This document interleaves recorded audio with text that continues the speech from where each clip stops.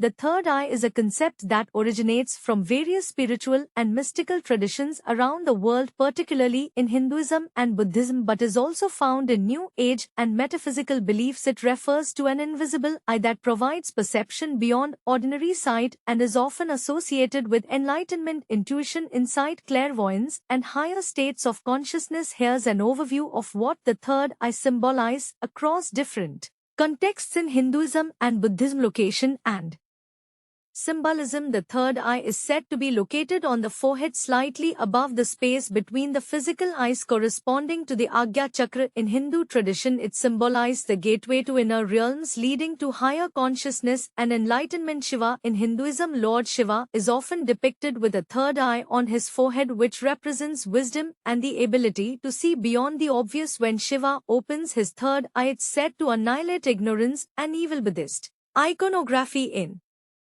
Buddhism, the third eye symbolizes the all-seeing comprehensive wisdom that transcends dualities and the cyclical nature of existence. Spiritual awakening. The third eye is frequently associated with visions, prophecy, and the ability to observe chakras and auras. It is considered a sign of spiritual awakening and enlightenment. Meditation and yoga practices such as meditation and yoga aim to open or activate the third eye.